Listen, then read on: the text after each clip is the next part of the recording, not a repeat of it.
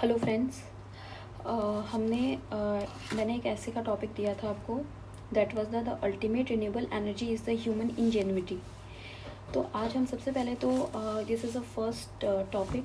तो I want कि मैं आप लोगों को स्टेप्स बताऊं कि ऐसे को किस तरीके से कवर किया जाता है, सो डैट आप उन स्टेप्स को फॉलो करें और बाद के अंदर आप उन हर ऐसे के अंदर उन टॉपिक्स को आप इन स्टेप्स को आप इंक्लूड कर सकते हो। ठीक है। Now first of all the most important thing is to understand the topic. सबसे पहले ये ज़रूरी है कि हमने कॉम्प्रीहेंड करना है क्वेश्चन को प्रॉपर तरीके से। सबसे पहले कीवर्ड्स देखिए, जैसे कि इस ऐसे के अंदर कीवर्ड्स थे रिन्यूएबल एनर्जी एंड दिस इंजेन्युइटी। ठीक है। तो सबसे पहले कीवर्ड्स के देखिए, कीवर्ड्स को समझिए कि कीवर्ड्स क्या कहना चाहता है। ठीक है। और अगर कोई कोटेशन है तो हम उसका कॉन्टेक्स्ट समझेंगे और उसके बाद उस मीनिंग समझेंगे उस कोटेशन का, क्योंकि बाद में मैं आपको आने वाले टाइम में फिलोसफिकल एसेस भी प्रोवाइड करवाऊँगी। Now second is brainstorm ideas. Brainstorming of ideas का मतलब होता है कि आप जो भी आपका जो टॉपिक है उसके बारे में you think about the related theories, principles, real life examples, philosophers और any other historical event that can relate to the topic. And please note down and jot down your ideas and relevant facts, figures and case studies जो कि आपको ऐसे के अंदर बतानी है। ठीक है, जिसको प्री राइटिंग भी बोला जाता है।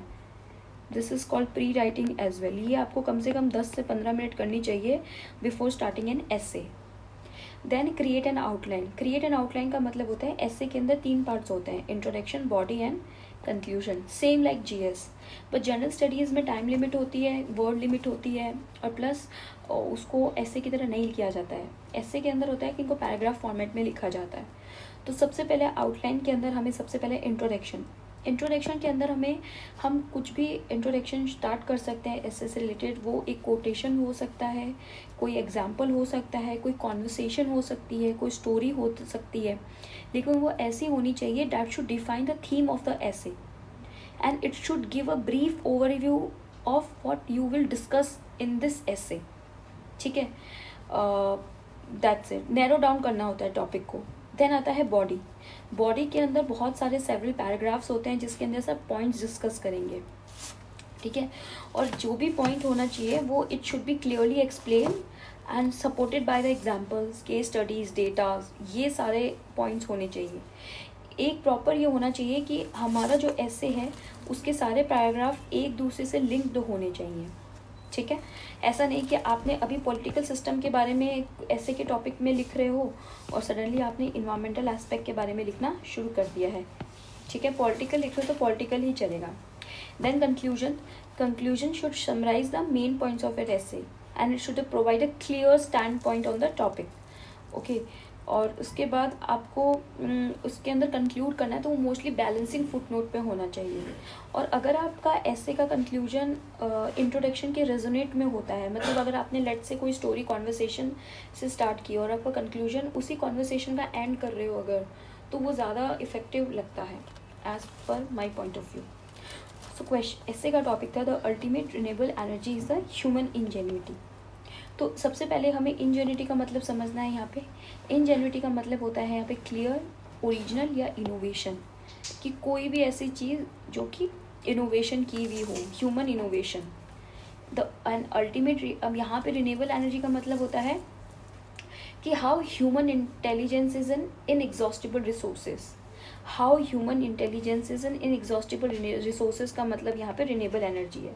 तो हमें ये बताना है कि ह्यूमन इंटेलिजेंसी जिसने बहुत सारे इनोवेशंस किए हैं, बहुत सारे आइडियाज़ दिए, वो किस तरीके से जीवित है, इसका मतलब ये है। ठीक है। तो सबसे पहले हमें सबसे पहले ये देखना होगा कि इस थीम का मतलब है कि with circumstances human has always found a way out of adverse condition. मतलब हमारी कोई भी ख़राब कंडीशन होती है, ह्यूमन ने ऑलवेज एक रास्ता फाइंड किया है कि किस तरीके से हम आगे बढ़ सकते हैं। Like for example pre historic time में हम केव्स में रहते थे।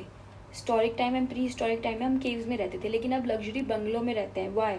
बिकॉज हमने architecture system, urban planning system, development इस तरीके से ह्यूमन ने किया है, इवॉल्व किया है कि वो हमें हेल्प कर रहा है इस तरीके की चीज़ें बिल्ड करने में। ठीक है। यहाँ पे हम सबसे पहले इसके अंदर डिस्कस करेंगे कि चैलेंजेस एंड ऑब्स्टेकल्स क्या क्या हैं एक ह्यूमन बीइंग की लाइफ में, और इन ह्यूमन ये चैलेंजेस को वो सिर्फ टेक्नोलॉजी एंड डेवलपमेंट में नहीं, स्पिरिचुअल वे ऑफ लाइफ में भी ऐसे कौन कौन से चैलेंजेस एंड ऑब्स्टेकल है जिनको ह्यूमन पार करता है, और उनकी जो थिंकिंग है ह्यूमन की, it can be utilise as a resources in every way of life. For example अगर स्पिरिचुअल वे की बात करें तो मेंटल हेल्थ से रिलेटेड काफ़ी सारे इश्यूज होते हैं, बट ह्यूमन ने डेवलप की, इवॉल्व की what, counselling, therapy, clinics, psychologist, तो क्लिनिकल साइकोलॉजी, तो ये सब चीज़ें ह्यूमन को किस तरीके से एक न्यू एनर्जी और न्यू लाइफ प्रोवाइड करती है to deal with this problem. तो स्पिरिचुअल वे में ये हो गया। Then if you are talking about development and technology, तो आप लोग बहुत सारे एग्जांपल ले सकते हो आर्टिफिशियल इंटेलिजेंस का। Then you can talk about the blockchain technology, you can talk about the stock market, you can talk about the several development in the science and technologies like space technology, nuclear energy, rocket science। तो आप इनके examples लेके आप ये provide बता सकते हो कि how this human thinking can be resources in every way of life, how it is providing a good education, how it is providing a skilful mind. Okay, and एक सोसाइटी की अगर बात करें तो सोसाइटी के अंदर भी हमारे बहुत सारे राइट्स डेवलप हुए हैं, लाइक डेमोक्रेटिक राइट, ठीक है। अगर बहुत सारे मोमेंट्स अगर देखेंगे तो like we are giving the LGBT rights, इसके बारे में एक पूरी साइंस है जो चल रही है। So how they are giving a new energy to human being. So you have to cover all these aspects in this essay। So none of you have submitted the essay। अगर आप लोग submit करते तो मैं आप लोगों को show करती कि आंसर इसको ऐसे को किस तरीके से लिखा जा सकता है। बट आई होप कि आपको ये टॉपिक समझ आया। अगर इस टॉपिक से रिलेटेड कोई डाउट है then let me know in the comment section.